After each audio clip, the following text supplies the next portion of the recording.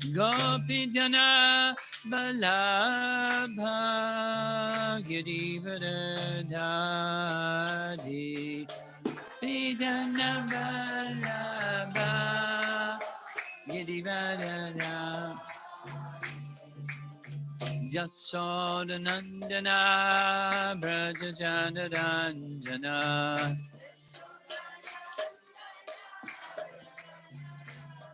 Jasodanandana Brajajanaranjana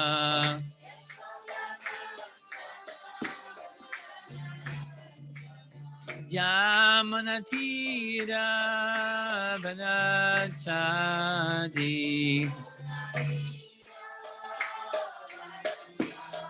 Yamanatira Vanachadi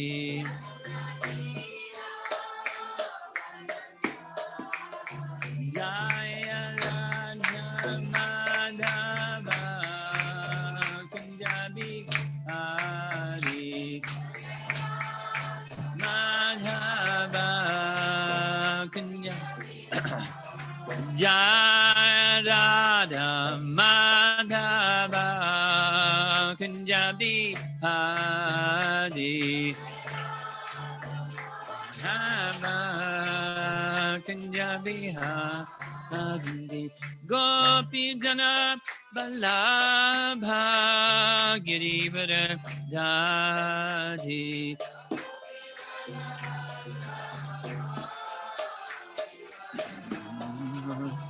Gopi Jana Vallabha Girivardhari Girivardhari Jasodanandana Brajajanarandana Yasodanandana Brajajanaranjana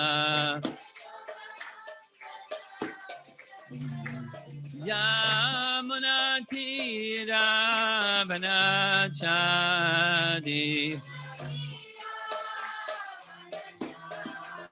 Yamunatira Vanachadi Jaya Radha Madhava Kunjabi Hari Madhava Jaya Radha Madhava Kunjabi Hari Madhava Kunjabi Hari Jayom Vishnupad Paramahamsa Hari Vijagacharya Astatarasatasi Srimad His Divine Grace A.C. Bhaktivedanta Swami Srila Prabhupada Ki Grantharaj Srimad Bhagavatam Ki Gora Premanandi Hari Hari Bol.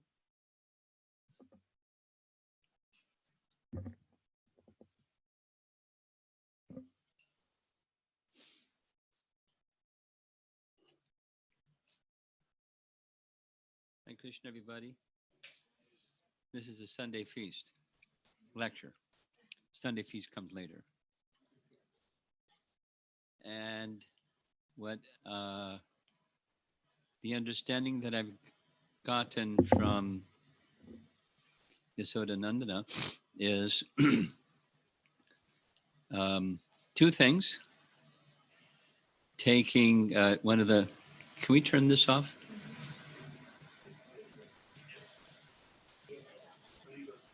He'll do. He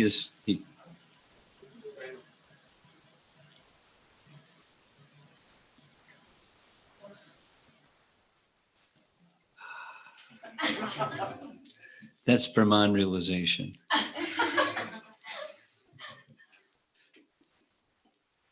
Okay, so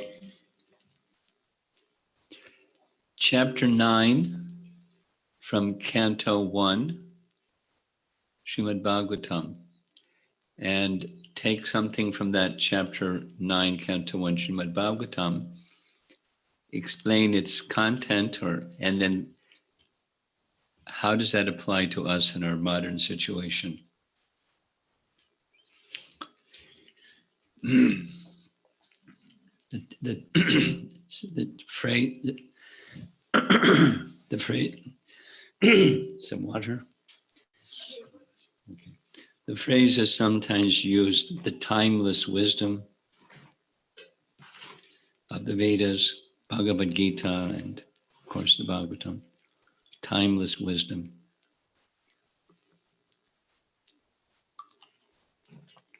Our time and our circumstance are quite different than what Grandfather Bhishma was undergoing. But the principles, the celebrated principles of wisdom apply in our present circumstance and future circumstance and past circumstance. It's timeless. We're going to hear about time. It's a fascinating topic. And it's really easy for me to get lost in it because it's so fascinating, but I'll try to control myself. We know from Bhagavad Gita, there are 5 principal subject matters in Bhagavad Gita. And the one that's most mysterious is time.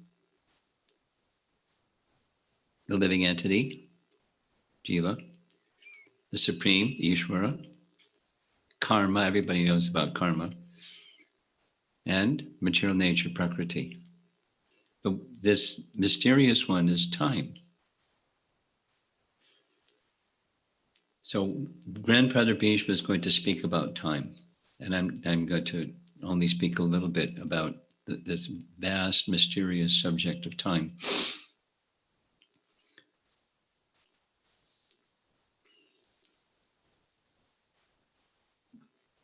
We'll start with the context. The chapter 9 is entitled "The Passing Away of Bhishma Dev." So as we know, Bhishma Dev was given a benediction by his father. His father must have been a very powerful person, because just by his saying so, it happened. His father gave him this benediction. They didn't have to leave his body unless he chose to. So he's going to choose the time to leave his body in this chapter, or described in this chapter.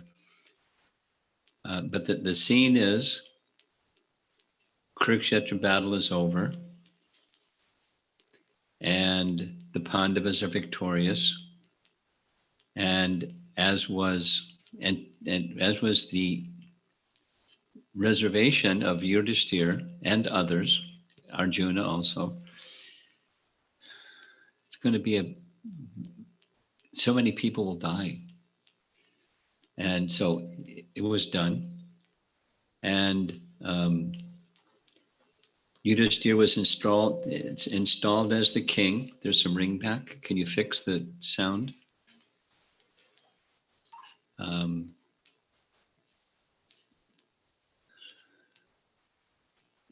Funerals were performed.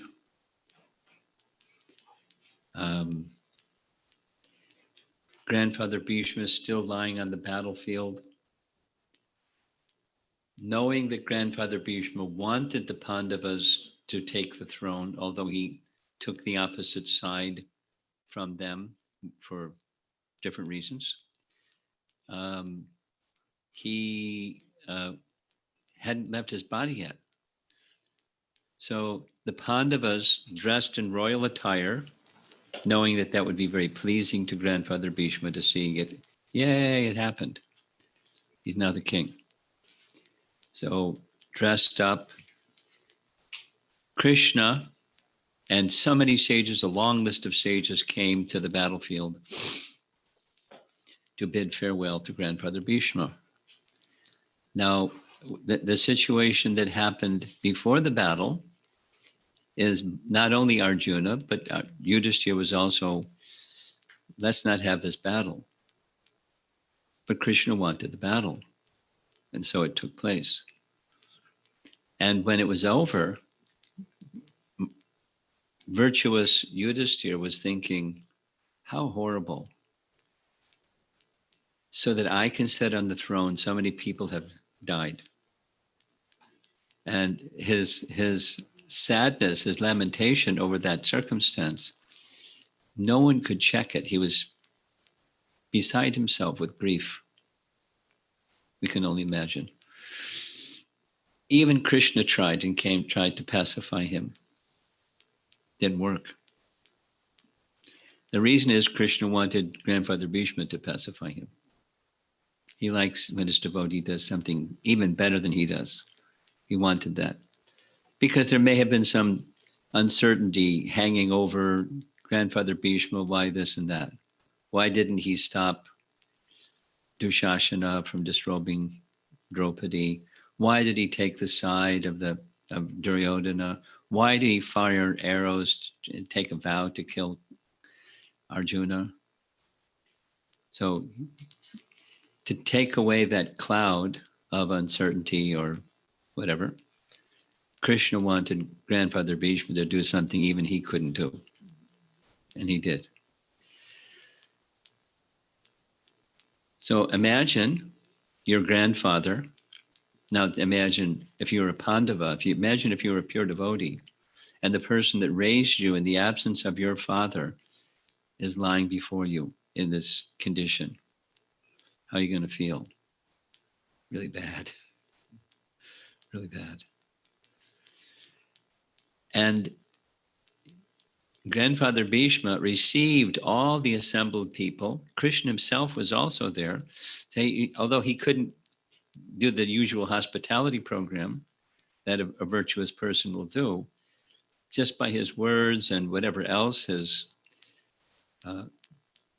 demeanor, everyone was so pleased and satisfied, because cultured people have a way to do that. He was such a person. And he saw something that made him very happy. Yudhisthira is the king, because he's lying on a bed of arrows, but he's not taking part in the ceremony. He's the king. And he also saw that Yudhisthira looks a mess, look grief-stricken. So he who's lying on a bed of arrows, who knows how much pain that was? If we get a little bee sting or a sliver or what to speak of, he was in pain. I mean, he transcended the pain, but there was bodily pain. We can only imagine. But he stepped outside of his own pain and began pacifying the Pandavas, headed by Yudhisthira and Queen Kunti. So I'm going to read his words. It's about 5 verses and Prabhupada's purports. The sons of Maharaj Pandu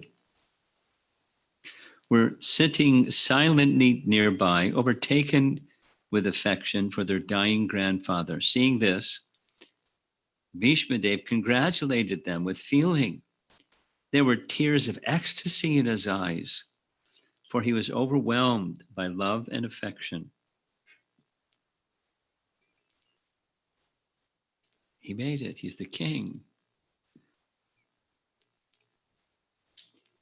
Bhishma Dev said, "Oh, what terrible sufferings and what terrible injustices you good souls suffer for being the sons of religion personified. You did not deserve to remain alive under those tribulations, yet you're protected by the Brahmanas, God, and religion." Now this theme, being protected by the Brahmanas, God, and religion, appears several times. So listen carefully. It's being repeated on purpose. Prabhupada's purport: Maharaj Yudhisthira was disturbed due to the great massacre in the Battle of Kurukshetra. Bhishma Dev could understand this, and therefore he spoke first of the terrible sufferings of Maharaj Yudhisthira.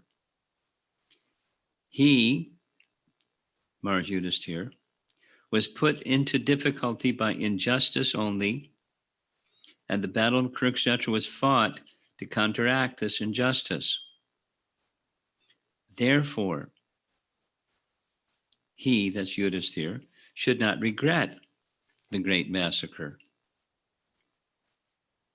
He wanted to point out particularly that they were always protected by the Brahmanas, the Lord, and religious principles.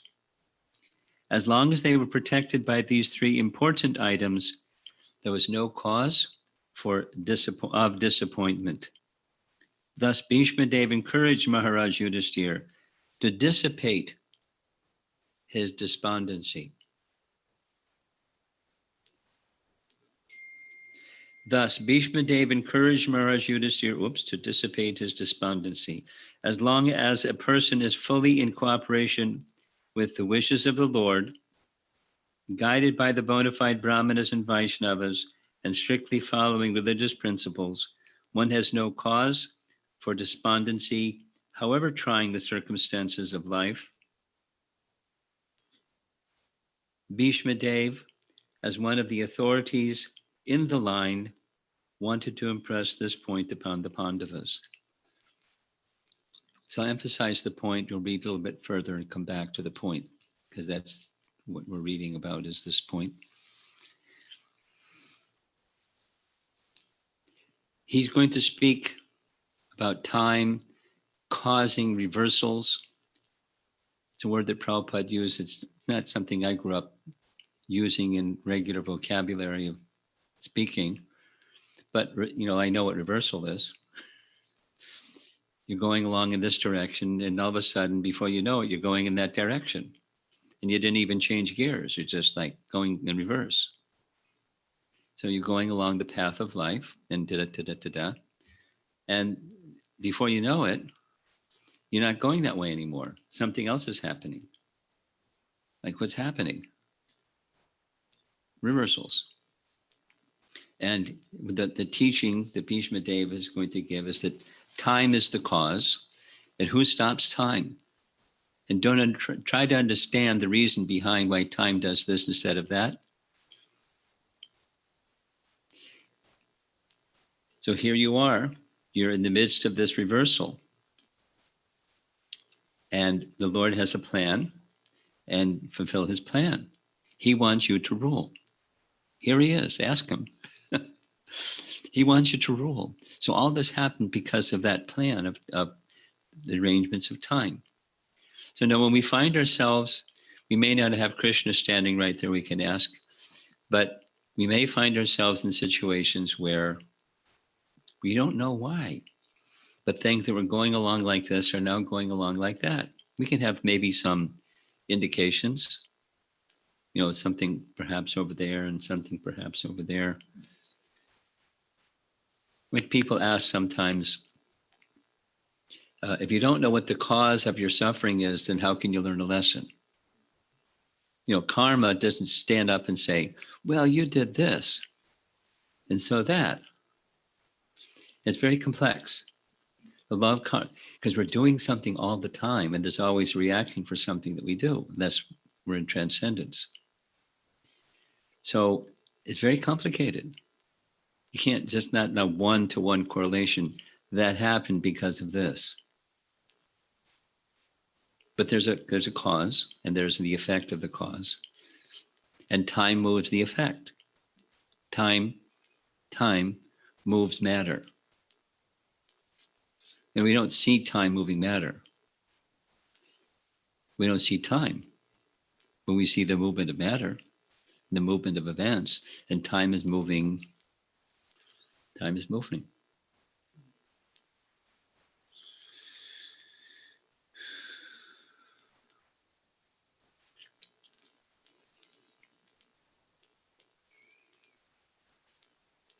My mind is going to a discussion with a young girl in college. It is Hare Krishna girl. And she said, I remember going to the temple and my father had to hold me up just so I could see the deities. Like when you go to the temple, you may have to have your mother or father lift you up so you can see Kishore, Kishori, and you smile and okay, back down again. Yeah. But you know, your time is going to change all that unless there's some reversal that we don't know about. And you'll be able to see without being, anyway. And so time moves things. And things come and things go. And then they're gone. And you have a memory, and even the memory gets gone. And so when you're in the midst of a reversal, without naming things, there's reversals going on in the world today, that some are affecting us directly and some are a little more remote, but there's reversals. And when it's causing some negative emotion or mind that's turbulent because of the circumstance, the advice that's being given is three things. The circumstance you can't change. Here's what you need to do. You look at these three things.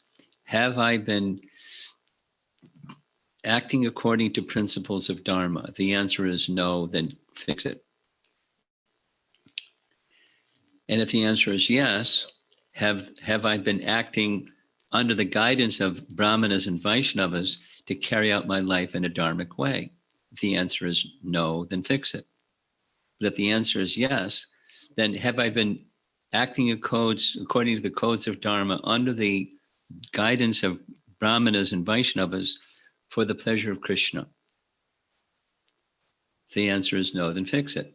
That's something internal, because that's something you can do. You can't change the circumstance, the reversal, or whatever it is that's unpleasant. But you can look inside and you look at those three things: Dharma, guidance, and pleasing the Lord. So then we'll go on because it'll circle around and say it again.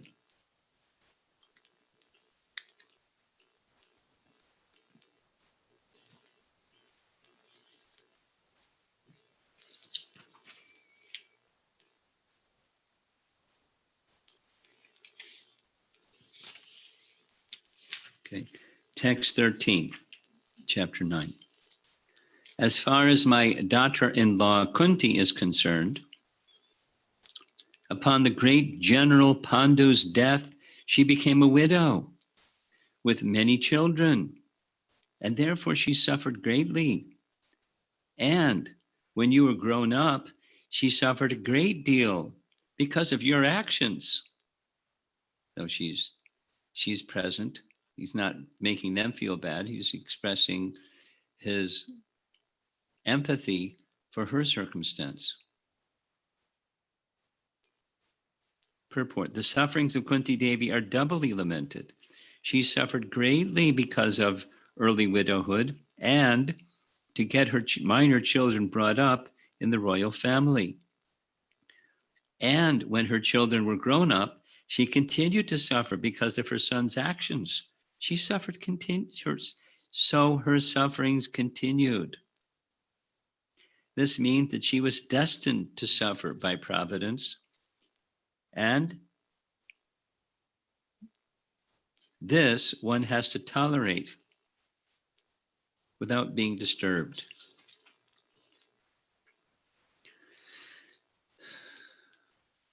Easier said than done, right?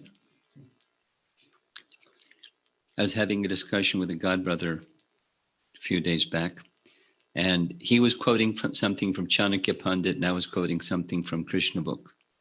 And it was saying the same thing as this sentence.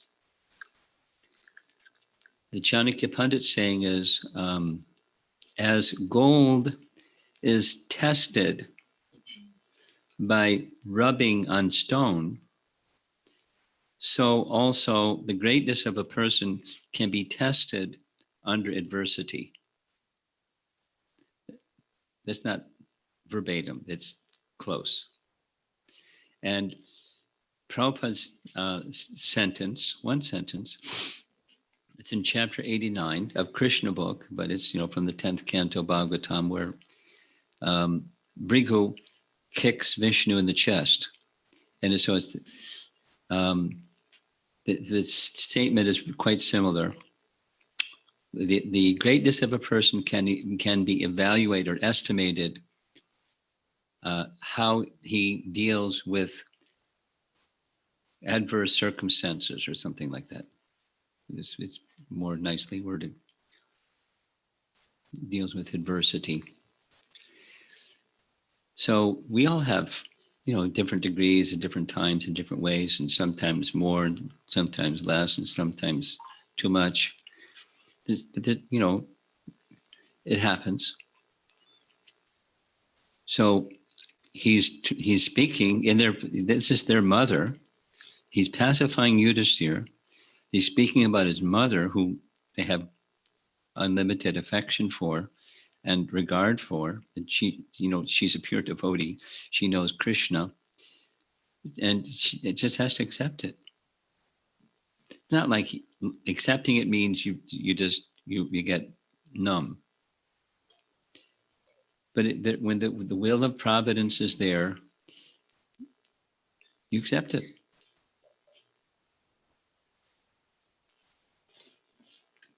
You go back to look at back there somewhere, was I acting according to principles of Dharma? Was I acting under the guidance? So you check the box for Yudhisthira. It's yes, yes, yes. He gets the perfect score. So there's no cause for despondency, and same for Kunti. This means that she was destined to suffer by providence, and this one has to tolerate without being disturbed. Here's another statement.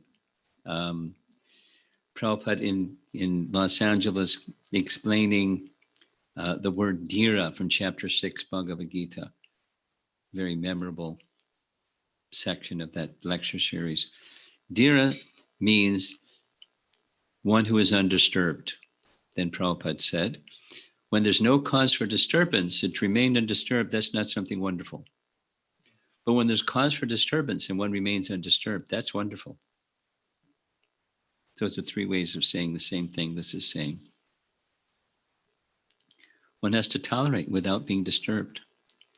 Tolerate doesn't just mean that this higher tolerance isn't just grit your teeth and say, okay, I'm going to keep going.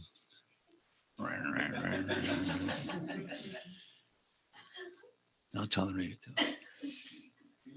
That's not the meaning. It's shelter in Krishna. And that's where you're not disturbed because you have Krishna's shelter. And here comes, the cold weather of Chicago, or here comes the hot weather of Chicago, or here comes this feature of duality, that feature of duality. We came across it just in Prabhupada's purports in relation to his Krishna's pastimes in Vrindavan. Prabhupada was saying to push on the Hare Krishna movement, there's difficulty, but we keep going. There's a mission and there's shelter, and that gives you this capacity to be tolerant, more tolerant than a tree, is the position of being the servant of Krishna. And if you're from the heart and soul situated like that, you can tolerate difficulties, whatever it is, the weather, or someone says something nasty, or there's a health problem or something. What are you going to do? Some people in this world are nasty. Doesn't mean you just become a human punching bag and just keep getting hit, but you don't get all absorbed in the negative emotion space, and without being disturbed, you tolerate, and then you choose a course of action. Okay, so next, text 14. Bhishma says, in my opinion, this is all due to inevitable time under whose control everyone in every planet is carried, just as the clouds are carried by the wind. Purport. There is control by time all over the space within the universe, as there is control by time over all the planets. All the big, gigantic planets, including the sun, are being controlled by the force of air. Did you know that? This is Vedic wisdom. It's not, modern scientists don't say, yeah, of course we know the sun is controlled by air. They don't say that.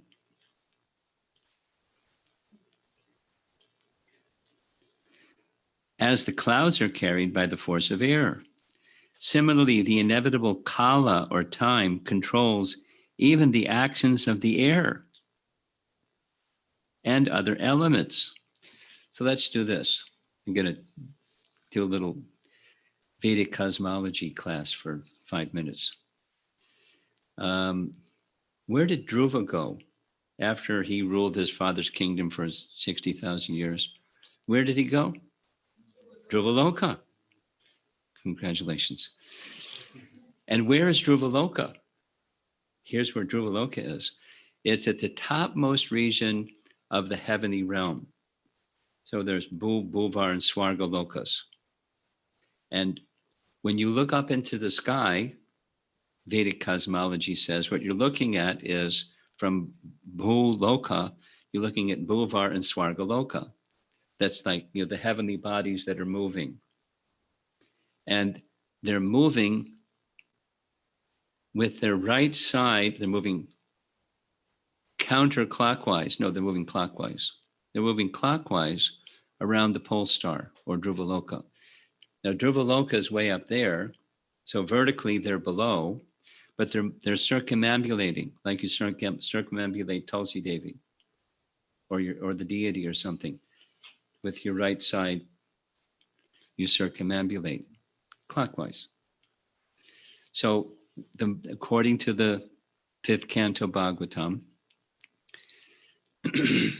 just as, listen carefully, just as Dhruva controlled his life heirs to the point where the universe had become suffocated because the movement of air in the universe was stopped, right? Yes? Yes, okay. So he's doing the same thing in Dhruvaloka. There's prana, or air, is called, there's a Sanskrit term I forget, ropes of air that are from Dhruvaloka connected to all the planets. Ropes of air. Who sees ropes of air? But the Vedas, 5th canto, and other parts of the Vedas teach. And then there's this other, I forget the Sanskrit name, air that moves those ropes of air. And so the planets are moving. And what's moving the air is time.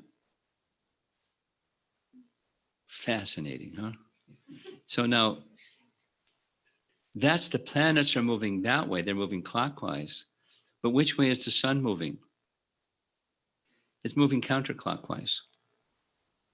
It's moving clockwise with the Kala Chakra, the wheel of time.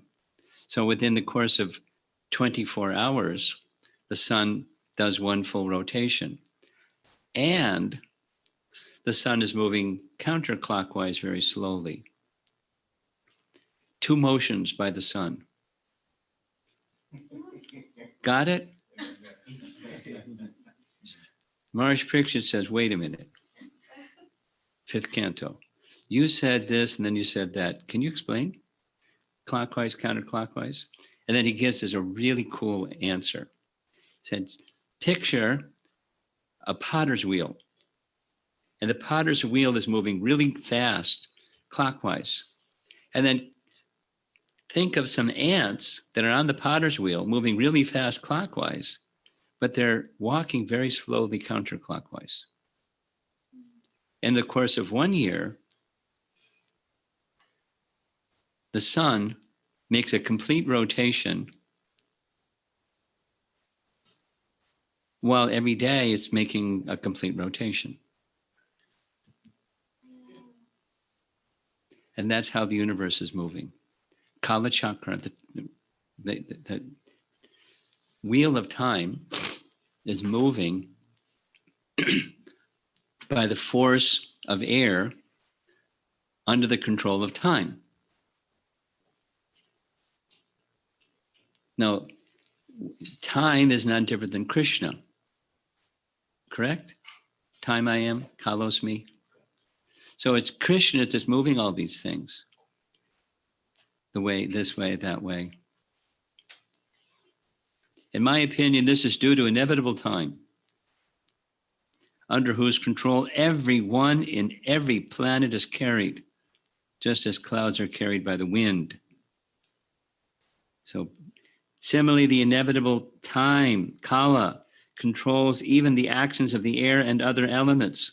Everything, therefore, is controlled by the supreme kala, a forceful representative of the Lord within this material world. Thus, Yudhisthira should not be sorry for the inconceivable action of time. Everyone has to bear the actions and reactions of time as long as he is within the conditions of the material world. Yudhisthira should not think that he has committed sins in his previous birth and is suffering the consequence. We might think like that, but that's not you. We're not Yudhisthira either. Even the most pious has to suffer the condition of material nature. But a pious man is three things: faithful to the Lord, guided by the bona fide Brahmanas and Vaishnavas, following the religious principles. The three guiding principles should be the aim of life, which should not be disturbed by the tricks of eternal time. Even the great controller of the universe, Brahmaji, is also under the control of that time. Therefore, concluding statements. One should not grudge being thus controlled by time, despite being a true follower of religious principles. So next time you meet somebody that says one of those common things, why do bad things happen to good people? Either themselves or someone dear to them. They're such a good person and this bad thing happened to this good person. Why did that happen? You can open the Srimad Bhagavatam and, if you've understood it and have faith in it, you can explain it. One more sentence and we're done. The text 15. Oh, how wonderful is the influence of inevitable time. It is irreversible. Otherwise, how can there be reverses? In the presence of King Yudhisthira, the son of the demigod controlling religion, Bhima, the great fighter with a club, the great bowman, Arjuna, with his mighty weapon, Gandiva, and above all, the Lord, the direct well-wisher of the Pandavas. With all of those superlative situations, still the Pandavas had difficulties. So what to speak of ourselves? So we're like pretty insignificant. So something to an insignificant person like us, some inevitable time reversal happens. You don't like go whining and complaining. It's not going to make the situation any different than what the situation is. You accept it. And somehow, just like, it's not nice to be in the midst of an epidemic that's gone all over the world called now a pandemic. That's what, as far as I understand what the meaning means. Epidemic is local and pandemic is worldwide. So, and then lockdown and this and that.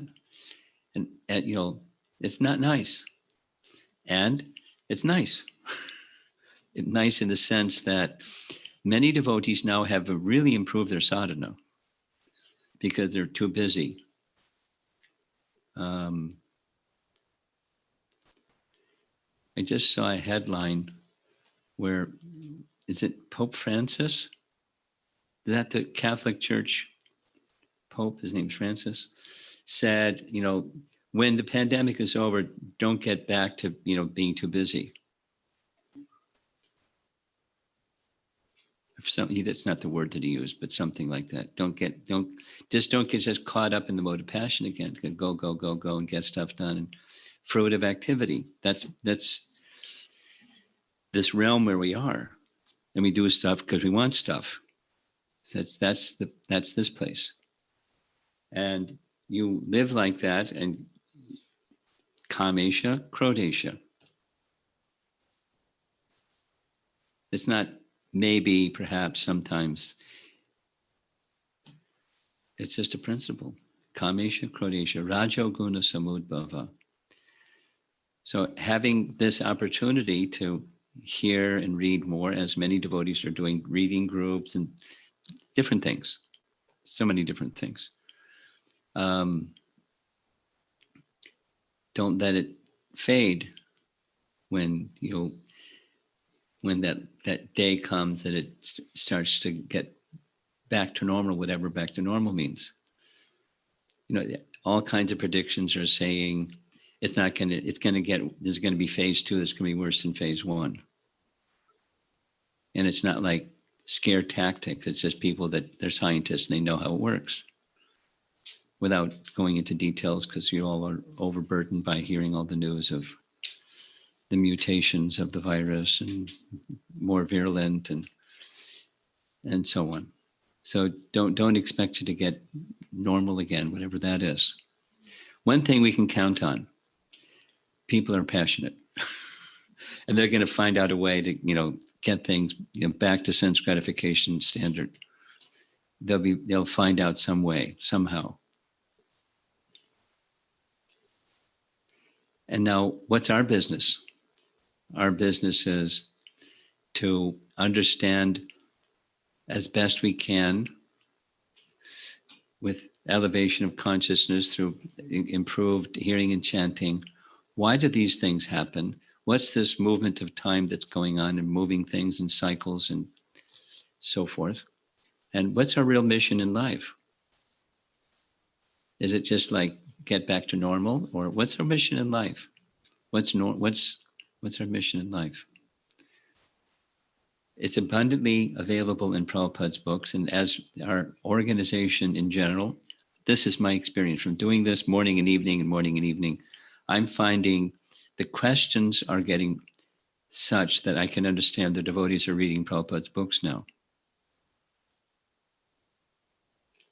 Hint. It makes the mind more inquisitive, and it makes the inquisitive mind thinking in a deeper sense of what's the cause with this effect, or how does this fit with that. It's not just analytical, it's spiritual.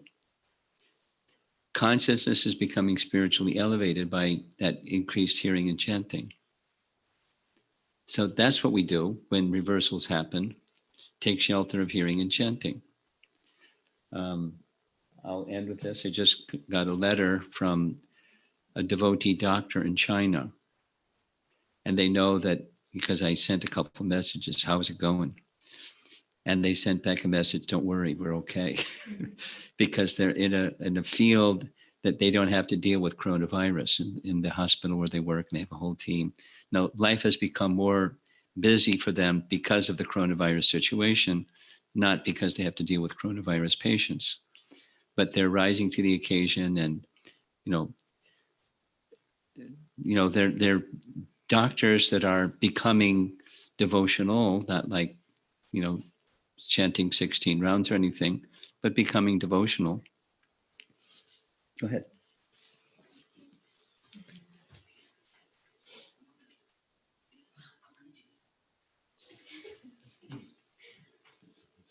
And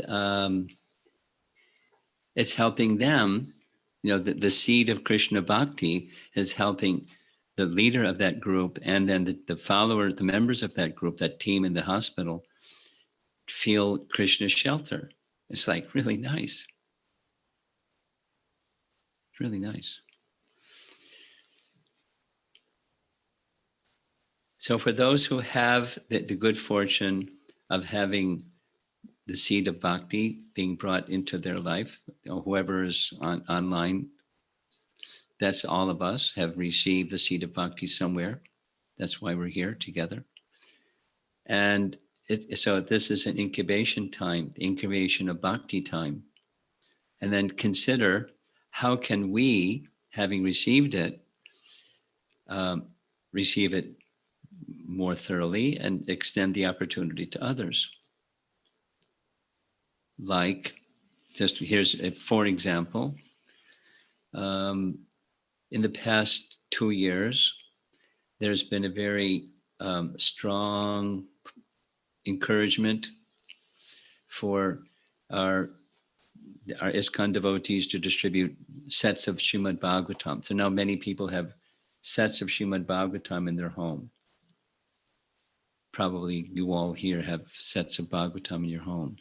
So now that you have it, comes reading it in when there's time to do it and in the association. And so it's expanding the seed of bhakti and then thinking of different ways of giving others that same opportunity that don't yet have a set of Srimad Bhagavatams in their home. You know, the pandemic situation makes it difficult. But there are those that are considering different ways, X, Y, Z, and sets of Srimad Bhagavatam are being distributed, even, in the self-quarantined space of their home, without going into how they're doing that. But and this is our life, to receive and to give what we've received. And this, now back to the theme of 3 things. When you're passing through some difficulty in life, don't just get absorbed in the difficulty and how to address the difficulty and the feelings connected to the difficulty. I mean, you can do that if you want. You can do that if you want. But recommended is you look within and say, and in the decision-making process of my life, have I been abiding by codes of Dharma? Have I been under the guidance of qualified Brahmanas and Vaishnavas? And in doing those Dharma things under guidance, is my intention to please Krishna? So do that internal check on a regular basis. And if there's need to adjust something or improve something, that's where your energy should go. And if the answer is you're doing reasonably well, then no cause for despondency over the difficult situation. Situations can be very difficult without listing, such as they can be very difficult. I think we probably all know our own varieties of difficulty in situations, and others close to us, dear to us, that are passing through something or have passed through something, etc. That's the reality check that we should do, looking within and improving within, and then receiving the resources that help us strengthen that and adjust that and refine that and purify that, and then extend that to others.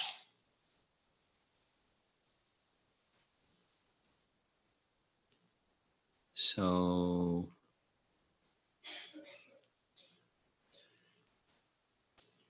I think that's, I can think of 10 other things to say, but I'll stop and see if there's some discussion. So what we've been doing is that the persons that are assembled, they can ask first, and then I'll give people that are online to have an opportunity to send in a text message and we can read it out. Does anybody here would like to raise something? Yes. So the people online, can you speak into the microphone, please? Hare Krishna Maharaj, you were saying about that everyone has difficulties in their life. Yeah. And how do you tolerate them? How do you tolerate? But there's 2 things. One is take shelter of Krishna. That gives you this, that gives you spiritual strength to tolerate. And taking shelter of Krishna means there's some service relationship between you and Krishna, and you do that. You take shelter of your service to Krishna. And that gives you the capacity to tolerate the temporary. Because the temporary is temporary, it's going to come and go, whatever the temporary is. It can be somebody said something, or you stubbed your toe, or something. You can tolerate something that's uncomfortable or painful if your consciousness is in a higher place. So the higher place consciousness is shelter in Krishna and your service to Krishna. So I'm responding to how do you tolerate? And then another very important one is to recognize that all things of this world are temporary. Just like the happiness is temporary, the misery is also temporary. So you see the temporary nature of whatever it is and the emotion connected to whatever it is, it's temporary. Like clouds in the sky.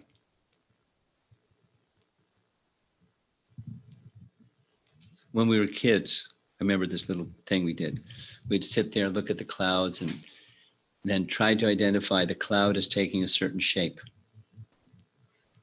Then I remember one, there's a lion or a dragon. And then it moved and it became a pussycat. And then it was nothing. It was neither a lion or a pussycat or a dragon. It was just a cloud in the sky.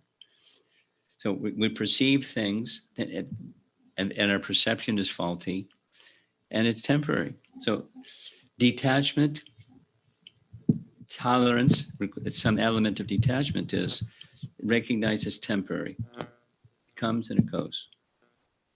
Now let me take shelter of something that's not temporary, something that's really near to me and dear to me, and who I really am is I'm Krishna's servant, and here's some service I can do for Krishna. And you do some of that. Go listen to your kirtans or something that, gives you a sense of Krishna connection. Yeah.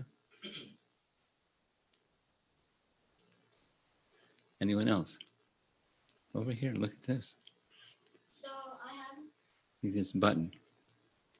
It's a tricky microphone. She knows how to make it work. But you're a teenager, you should know how to make it work. Hare Krishna Maharaj. So I have like 2 questions to ask. Okay, take it a little further away from your mouth though. There we go. So my first question is that, like, as I was reading like a Krishna storybook, like in the stories of like Rukmini Devi. So is Radharani and Rukmini the same? No. Satyabhama and Radharani are the same. Huh? So is Rukmini and Radharani the same thing? No, yeah, that was your question. I said no. Satyabhama. Satyabhama. Who's Satyabhama? The daughter of Satrajit. Anyway, if you read that section, that's a nice one. The Shamataka jewel story, Satyabhama. So my second question is that as I was reading in the Bhagavad Gita. In the Bhagavad Gita. So I'm reading the Bhagavad Gita currently, and in the Bhagavad Gita, I never some of the details mentioned about Radharani. So Keep going. They're messing up. Go ahead. So Radharani, why isn't Radharani like mentioned a lot? In Bhagavad Gita? Yeah. Because she wasn't on the battlefield. She doesn't have anything to do on the battlefield. She's off in Vrindavan, waiting for Krishna to come back. She's not on the battlefield. But if you want to know something, give her she has to change the batteries. If you want to know something more detail about Rukmini and Krishna and Satyabhama and Krishna, it's a really far out description by Rupa Goswami called Vidagdha Madhava.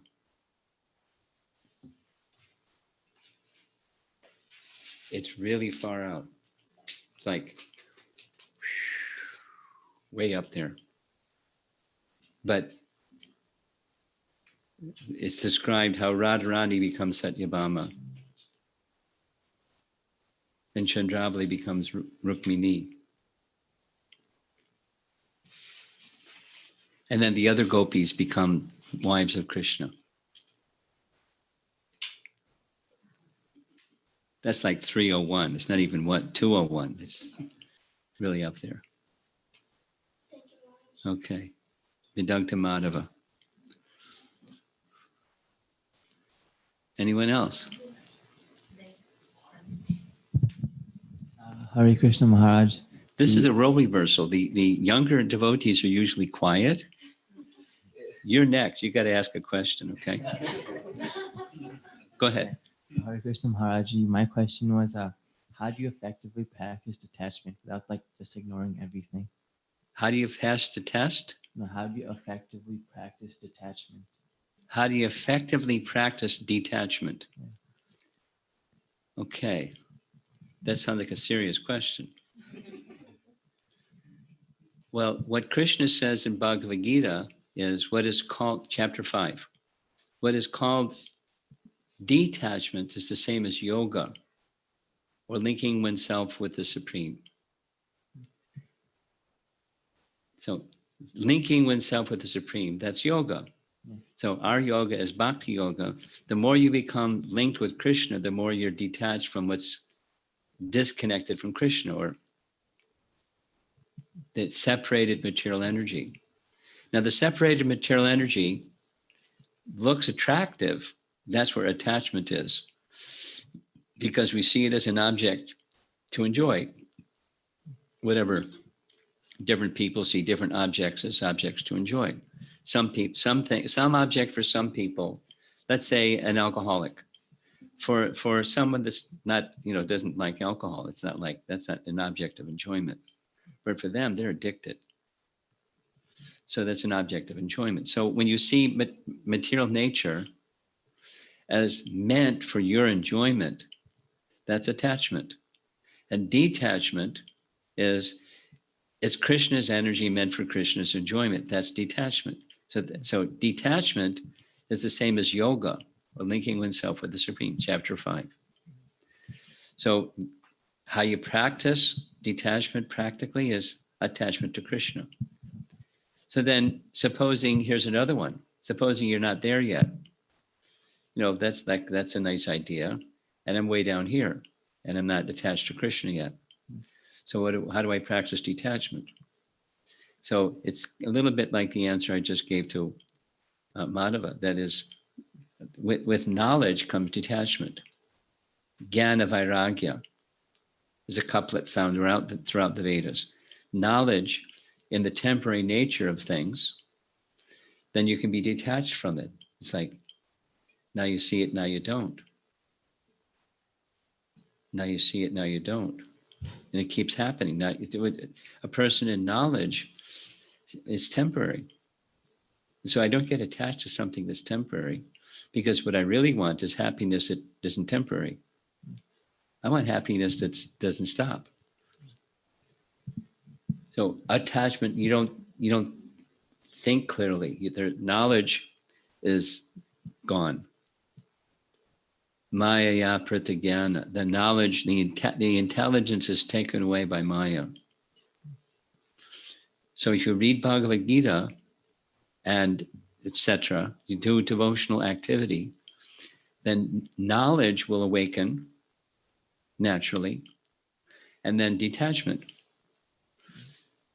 So read Bhagavad Gita, or read Ramayana, or read Bhagavatam. Read here gives awakening of the soul's purified state of consciousness, and knowledge is already there. Then you can be detached. That's how you do it practically. Here she goes. What in Golokan, what does Indra go like? What does Indra live up like up then Krishna like in the sky?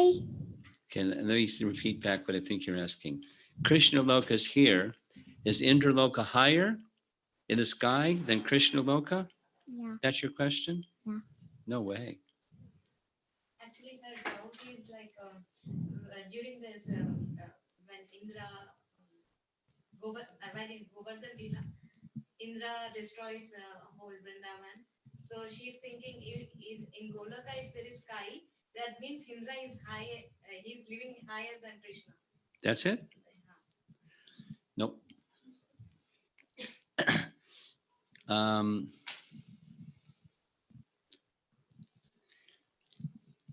Trying to think of a worldly example. In Chicago, there's an Indian embassy. Is that right? You don't know, but there is. You know what an embassy is? No? Okay. So I'm born in America. I have an American passport. So if I want to get a visa that allows me to go to India, I'm not going to do anything like that soon because of this coronavirus thing. But if I wanted to get a visa to go to India, I have to go to the Indian embassy. And they have the authority to give me a visa to go to India or not. They could say no, they could say yes. And when you go inside the door of the Indian embassy, it's India. It's India paper cups, and it's India water, and it's India stationery, and it's Indian law. If I break a law, I'm not in the Indian embassy in Chicago. I'm subject to Indian law because little India, legally, lawfully, it's India. And when I go out the door, now I'm in Chicago again. But so you understand what I'm saying? I hope. Okay. So similarly, this is Krishna Loka up here.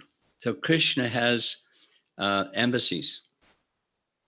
Over here is Vrindavan. It's the same as Krishna Loka up there in the spiritual sky. It's here. It's the same, non-different. So Indra, when he was pouring down rain, it was the embassy, or the counterpart of Krishna Loka. But Indra is not. Indra is way in the structure. He's inside the universe, and Krishna Loka is outside the universe.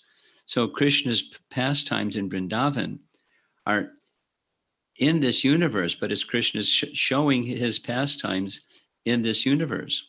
And Indra saw it and went, hey, he's stopping my puja. I'm going to show him. I'm big, he's small. So he did what he did. He lost. Krishna won. But it's not that Indra is above Krishna Loka.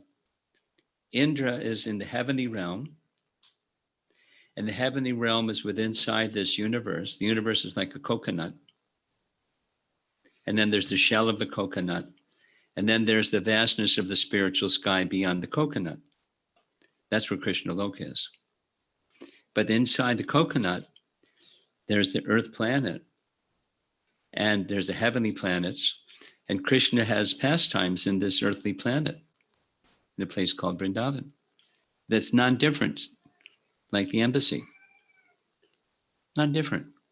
And the laws of Krishna apply in Krishna Loka. The laws of Krishna apply here also. All right? If you make sure she gets. She's saying yes, I'm not sure. Thank you, that's a nice question.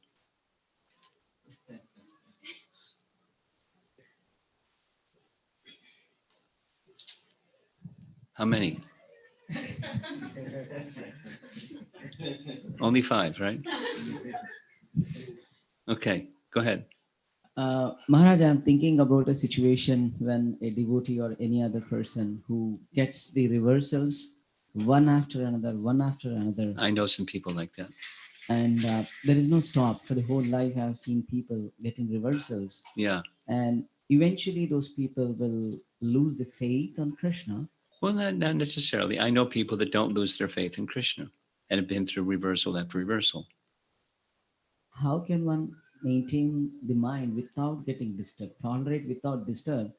That just ask him. He's got the answer.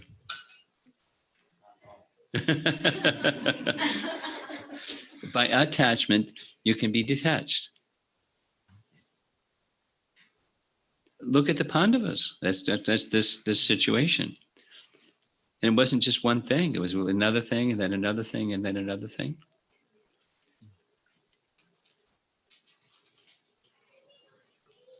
But for a neophyte, how? Faith in Krishna. No, you're saying one will lose faith, and I'm saying not necessarily.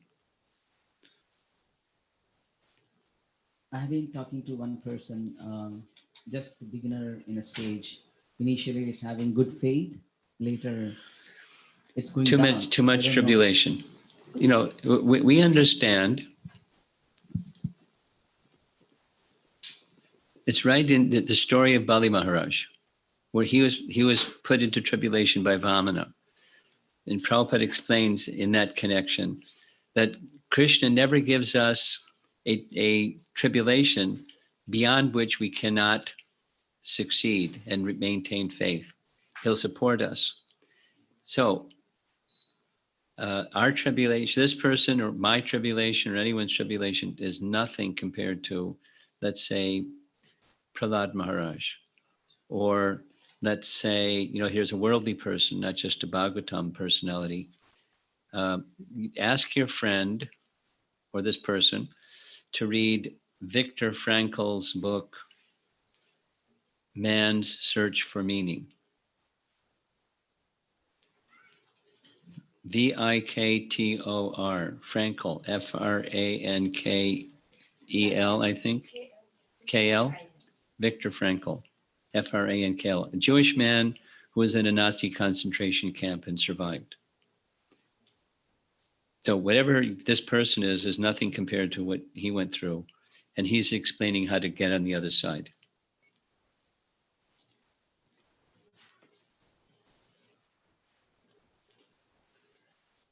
Anyone else? In the room, if not, we'll go to the online. Okay, she has.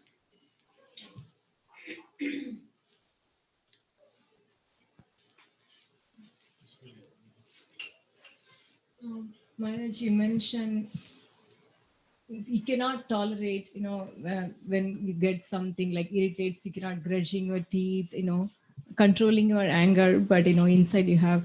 But I feel that is the process, right? Because I cannot go to that level where I don't know how, like, you all tolerate, but my level is maybe I used to be like yelling or, showing my anger. Your daughter's nodding her head. Now probably like I'm understanding, okay, I have anger, but maybe like control, I hate it. Okay. So is that the process? Yeah, that's a step. It's a step in the right direction. Okay. But it's like a bungee cord. You know what a bungee cord is, right? So it's like a bungee cord. Wait a while, and there comes the anger again. So you need to go beyond the gritting your teeth or just controlling anger.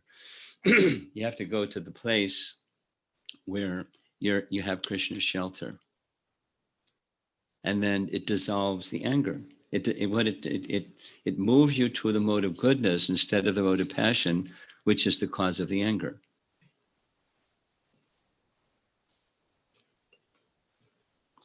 So it's not just goodness, it's transcendence. And that shelter of Krishna. He'll tell you all about it. I have a follow-up question. I want to know the people who control, have tolerated the anger or tolerated the situation, how they feel, how their body, situation, feelings. Well, it's not just relief. I mean, that's the negative. There's the positive. You've I mean, it goes in degrees. It's not like one size fits all, but there's a sense of connection with Krishna. There's a contentment in the feeling of the sense of connection with Krishna that gives me the strength to overcome anger. I'm remembering one time in one of the Bhakti Vriksha gatherings at Rajiv's home, there was the man, he had the icebreaker thing, and you know, anybody want to share something? And he was like, I got to share something. Remember that fellow? Yes. He said, my whole life I've been prone to anger. Remember that? It's a nice story. He went on for some time. He said, no, I'm not angry like I go beating up people, but I've had this thing. I've taken anger management courses and tried this and tried that, and it's still there. And I've always had some attraction for Bhagavad Gita. So, but I never really understood it. Whenever there's a Bhagavad Gita discussion, I go take.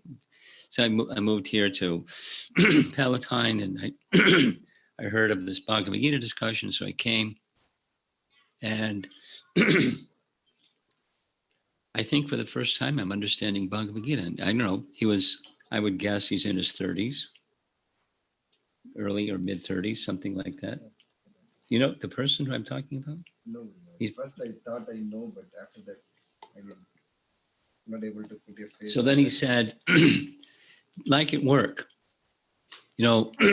something goes wrong and everybody's just involved in pointing finger at each other and blaming everybody. And it's all this, they're doing nothing about taking care of the problem. They're just like all this. And I get so disgusted. I get really angry. And the same thing just happened. And I just didn't get angry. I was just amazed. How's that? And then I realized it's because this Bhagavad Gita discussion is helping me getting a sense of Krishna connection. And I didn't have to struggle with it. It just dissipated. Exactly what the very word that's used, the adjective, become dissipated, this intolerance or a situation like that. So it's just spiritual. It may happen differently with different people, but that's the principle. So just stay with the bhakti process. You stay away from the temporary by knowledge. Don't take shelter of it. When you see it's coming, okay, I recognize it's coming. I'm not going to take shelter there. I'm going to take shelter over here. Same answer I gave to your son. Same answer, just saying it in a different way. Okay. Now we're ready for online.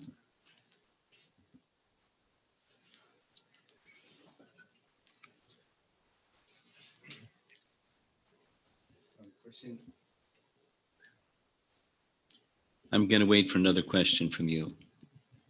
You think of another one. Okay? Okay. Question from Sri Radhika Mataji. Okay. How do we understand Bhishma Dev's statement that Queen Kunti suffered due to the actions of her sons? Well, the circumstances in her life that had to do with the animosity of Duryodhana towards Bhima, or the animosity towards Arjuna by Karna, and so forth. No, she was put into difficult situations, not by her doing, by the animosity of others towards her sons.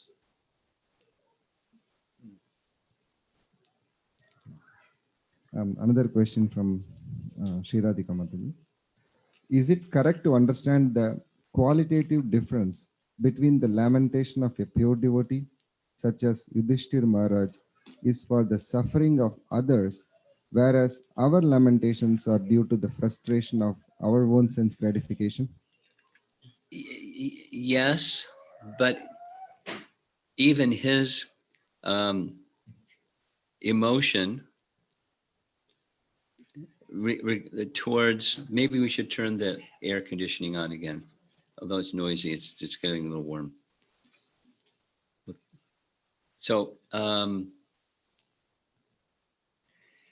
his lamentation was Maya, like Arjun's not wanting to fight was Maya, because it was about what was, his sense of ownership of the problem, the problem being the massacre, and he was owning the problem, but he wasn't owning the problem because it's something that Krishna wanted. You texting back a message?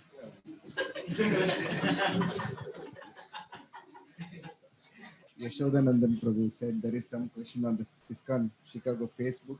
We are not able to see here. Okay, so keep going. Okay. Material lament. Sri Radhika Mataji's next question. Material lamentations pull us down. How is it that Yudhishthir Maharaja's lamentation, even though it was spiritual, was pulling him down? I couldn't follow. Say it again. Material lamentations pull us down. How is it that Yudhishthir Maharaja's lamentation, even though it was spiritual, was pulling him down? Well, it wasn't spiritual. His lamentation wasn't spiritual. He was taking ownership of something that was Krishna was the owner of. The massacre was Krishna's plan, not Yudhishthir's plan for the avarice of becoming the ruler. That wasn't Yudhishthir. He was ready to walk away.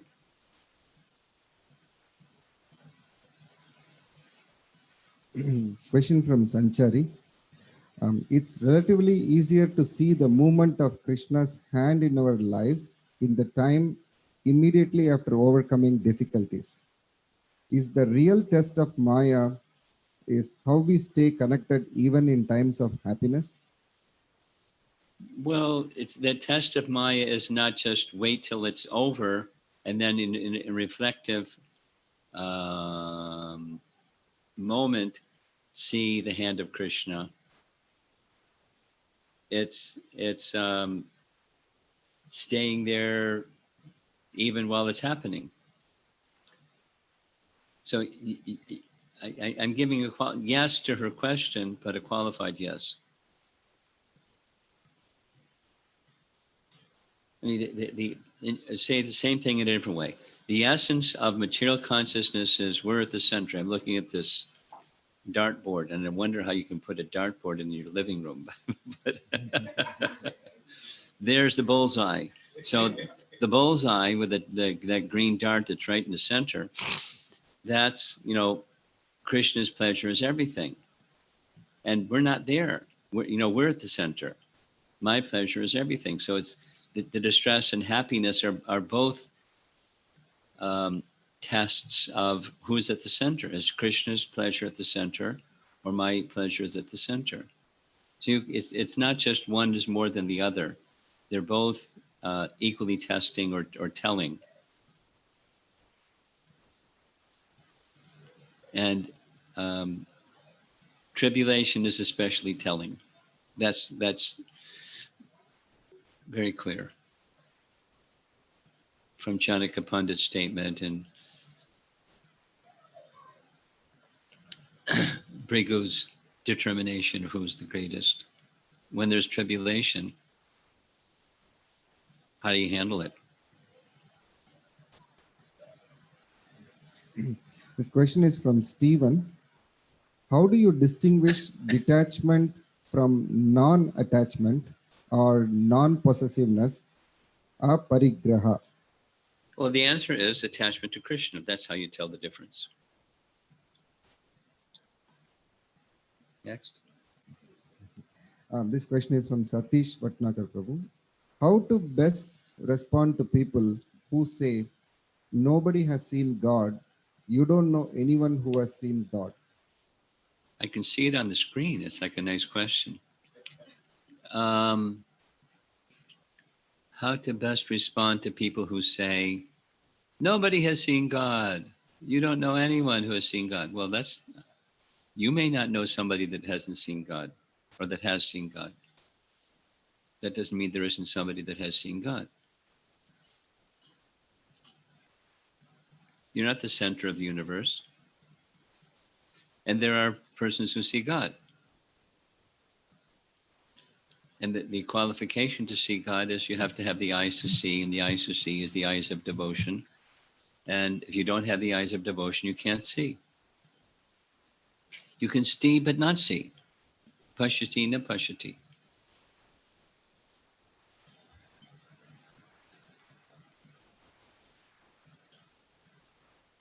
So that's the kind of argument that comes from those that have faith in their limited senses. The limited senses don't have the capacity to see, but with spiritual sense and by mercy of Krishna, one can see what another person cannot see.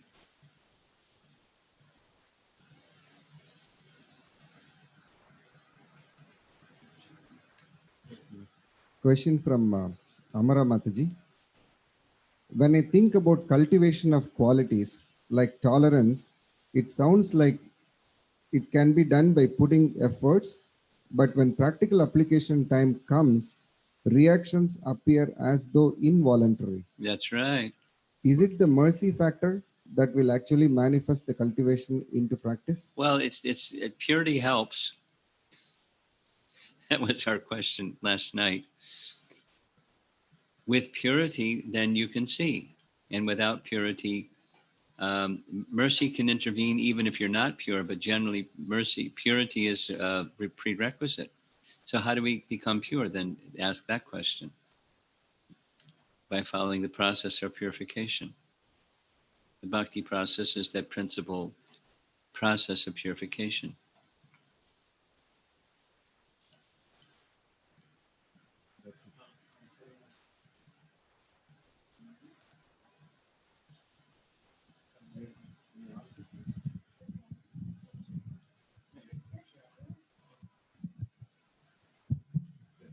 That's it.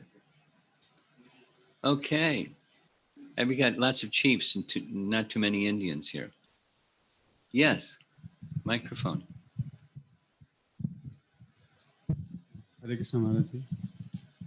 In one of the Bhakti Bhaksha sessions, there was some conversation about when there is a guru, so when any disciple comes to him, and guru studies the disciple also. That's what was mentioned in the. Yes. But when guru, I believe is a pure devotee.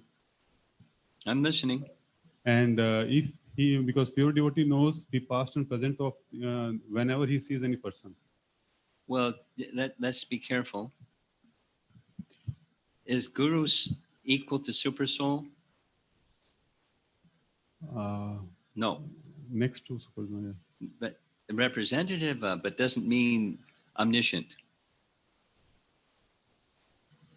Super soul is omniscient, yes? Yeah. And is guru super soul? No. Omniscient? No. So let's be careful. Mm-hmm.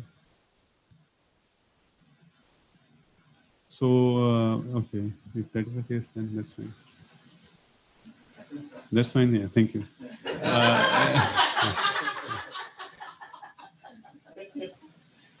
Representative of means acting on the authority of. Like, here's something that Prabhupada said. I know what I need to. Krishna gives me the understanding, directly and indirectly, what I need to know in order to carry out my service. That's the representative of Krishna, the unquestionable, pure representative of Krishna. He knows what he needs to know to carry out his service. Now, Prabhupada sometimes adjusted things. He would try this as strategy. Wasn't going so well, he tried that. as a strategy, and then he would adjust something else. Following Krishna's indication doesn't mean he was omniscient. He was following Krishna's indication and, continually refining. And, so it's not like everything for him was subjective. He's taking dictation from Krishna. But in terms of XYZ personalities, he would give them some service to give them the opportunity to purify themselves. And sometimes they would mess up. Yeah, that's something. But he was giving an opportunity to purify themselves by Krishna's indication. And then the living entity has choices once that opportunity is presented. You follow what I'm saying? He's an agent of, but he's not super soul.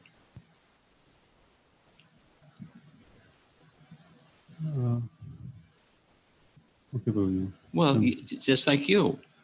You're an agent. When you're acting in devotional service, you're holding the microphone and asking an important question.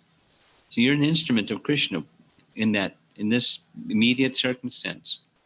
Not like I understand, Super Soul is using me as his instrument to ask this question so everyone can hear this important question. I'm just Krishna's instrument. But you're Krishna's instrument. You're not thinking of yourself as Super Soul, but you're acting as Krishna's instrument. And me too, by responding. And my frame of reference is what I've understood from our founder Acharya in his teachings and not just one incident, but the big picture. So it's important to have it become more clear and more clear and more clear and more clear and more clear on what it means to be a representative of Krishna. Nimitta matram bhavya savya sachin, in the language of Bhagavad Gita. Become my instrument. Nimitta, become my instrument. And the spiritual master is an instrument on behalf of Krishna to give Krishna tattva.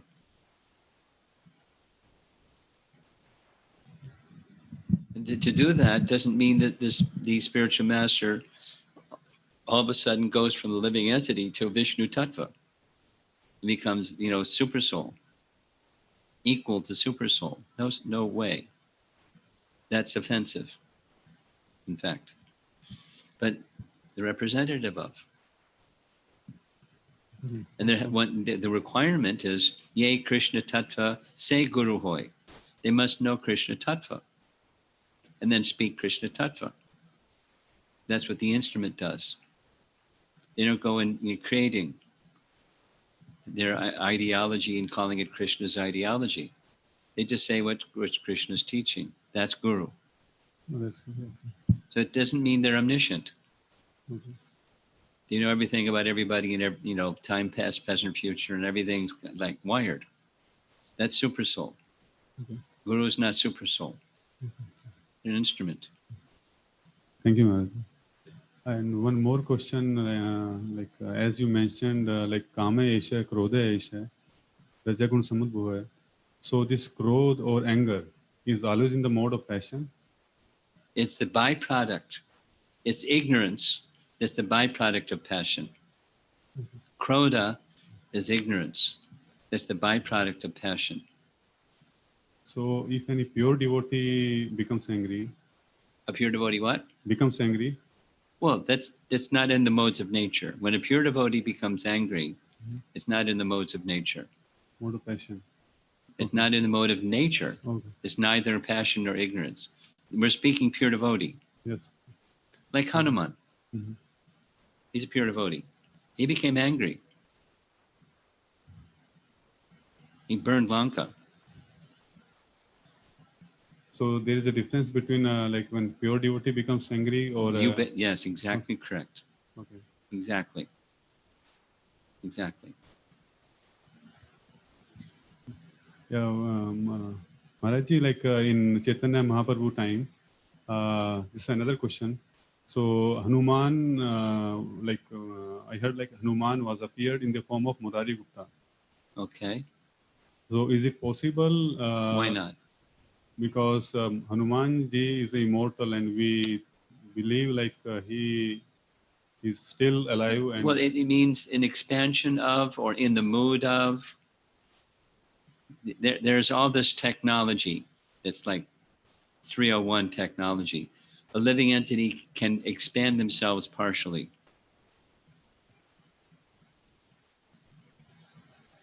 What do you think? You don't know how to do that. we don't know. Yeah. But it's when Krishna says do it, it's doable. Here's a description. You like to read Prabhupada's books, I know. So go to Canto 10, Chapter 8, and the final verses of the chapter, because we just finished discussing it. Shukadev Goswami is describing the very, very, very special position of Nanda and Jasoda. And he glorifies them and glorifies them. Mother Jasoda seeing the universe within Krishna's mouth, and then how she responds. And she just gets absorbed in parental affection for Krishna. And Shukadev Goswami says, the Vedas give revelation about the Lord in this feature, that feature, the other feature, where Mother Jasoda is beyond all that. She just sees him as her son. She saw him in those other features, but her parental affection was so strong. So then, hearing this, Parikshit Maharaj says, wow, what austerities did Nanda and Jasoda do in their previous life to get that kind of quality of love for Krishna that's so strong? Fasten your seatbelt, because what Shukadev Goswami says is Drona and Dara, who are in the heavenly realm, took birth to become the parents of Krishna, Nanda and Jasoda. But there's some detail, really important detail. And that is Nanda and so this is the partial expansion topic. Nanda and Jasoda, they're eternal. Nanda and Jasoda are in Krishna Loka. Nanda and Jasoda are in Krishna Loka. They're expansions of Krishna's form. As eternal as Krishna is, they're co-eternal with Krishna as his mother and father. He who has no mother and father has a mother and father. Eternally. There's no birth pastime in Krishna Loka. The Nanda Jasoda are there. And by the Lord's arrangement, they expand themselves as an angsa, a partial expansion of themselves, to appear in the heavenly realm as Drona and Dara, with the same mood as their counterpart, Nanda and Jasoda. And when it's time for Krishna's appearance, they get really excited. They wish to have a child, and they go to Brahma and offer prayers to Brahma. Please allow us to have the personality of Godhead as our son. He smiles. He says, just about time for Krishna's appearance. So you can take birth on earth. But they taking birth on earth, explained later, is they merge into the body of Nanda and Jasoda. When the worldly pastimes of Krishna that are otherwise not manifest in his embassy over here in Vrindavan, he manifests his pastimes, but he manifests his pastime with mother and father, Nanda and Jasoda. But they're in Krishna Loka, but they're eternally, there's unmanifest pastimes here in the embassy realm, in Vrindavan, in the earthly realm. It's not different than Krishna Loka. And when Krishna performs his pastimes, Drona and Dara enter into the body of Nanda and Jasoda. And then when his pastimes are over, Krishna sends him back to the heavenly realm. But it's just partial expansion. It's not like during Krishna's pastimes, they had a sign on their door saying, sorry, we've gone to take part in Krishna's passing. We'll be back after 125 years. It's expansions of them. And it's not just them. It's something that it's Krishna consciousness 301, but there are expansions of eternal associates of Krishna that for taking part in Krishna's pastimes. Now back to your question of Murari Gupta.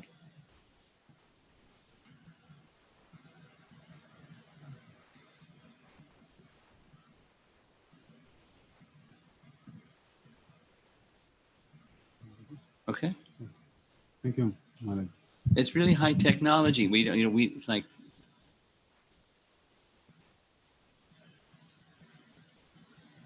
Here's another one on the same. I heard the recording and then read the transcription to make sure I got it straight.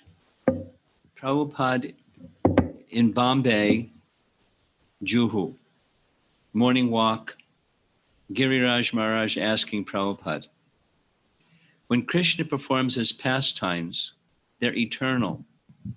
His Boma Lila, they're eternal. So when Krishna makes his appearance, and then somewhere else, some other universe is making his appearance and some other universe is making, so that's Krishna's appearing. But what about Arjuna? Because there's Arjuna and Krishna, and then there's Arjuna and Krishna, and there's Arjuna and Krishna. So does that mean there's so many Arjunas, as many as there are pastimes of Krishna in some universe? And Prabhupada said yes. That's mind-blowing, isn't it? And it's described in Brihat Bhagavatamrita, same point. When Gopakumar sees Narada Muni, and Narada Muni, I saw you here, and I saw you there, and I saw you there, like. And Narada said, I explained this to you already, but is eternal associates of Krishna can have so many expansions. And just like, Uddhava here, he's here and he's there. So don't put it in a box, a three-dimensional space box. And then it's got to be like this, because that's my experience. This three-dimensional space. It's not like that. It's mind expanding for sure. Because we can't do this stuff. I mean, there's lots of things we can't do. It's lots of things we don't know, and there's lots of mystery.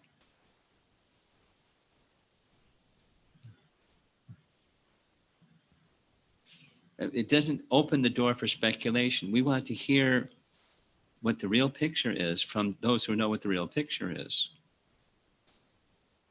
We want to be really careful that we're not just getting gobbledygook.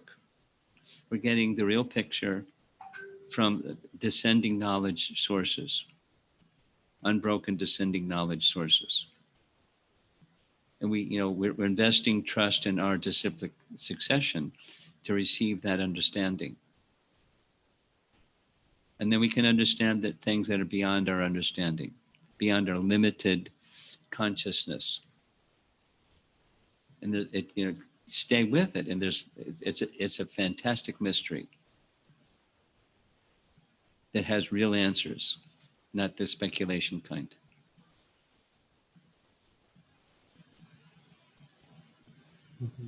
Thank you, Maharaj. Okay, here we go. If Krishna doesn't have any father and mother, then how can Nanda Maharaj and Yashoda and Vasudeva and Devaki. Devaki can be the mother and the father? Very good question. Well, you know what the word lila means, right? Lila or pastime. Lila. Pastime.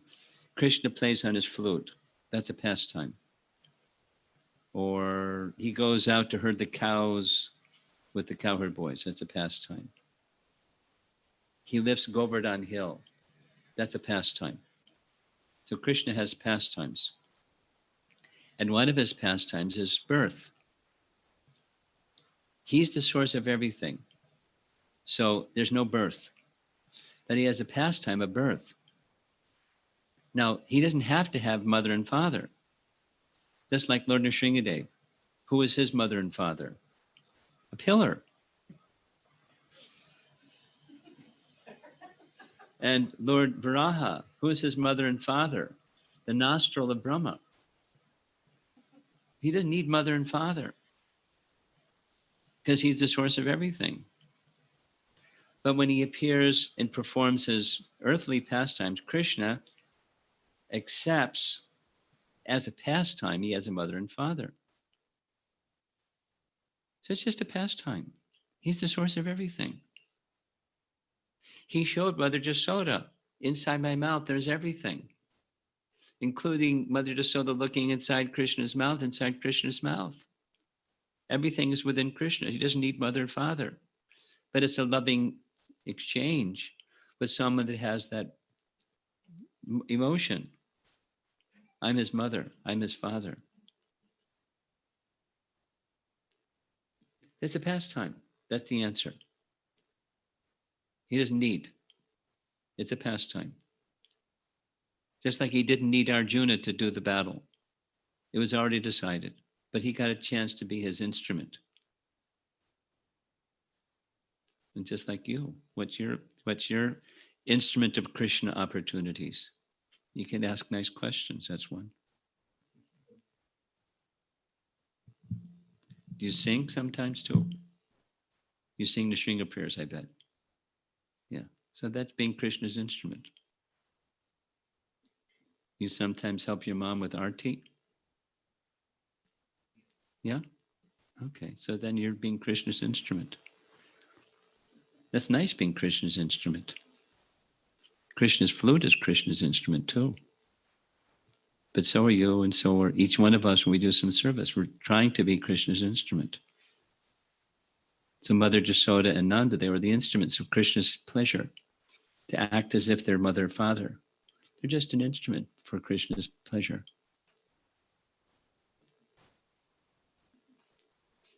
Okay. Okay, this is the last question for sure.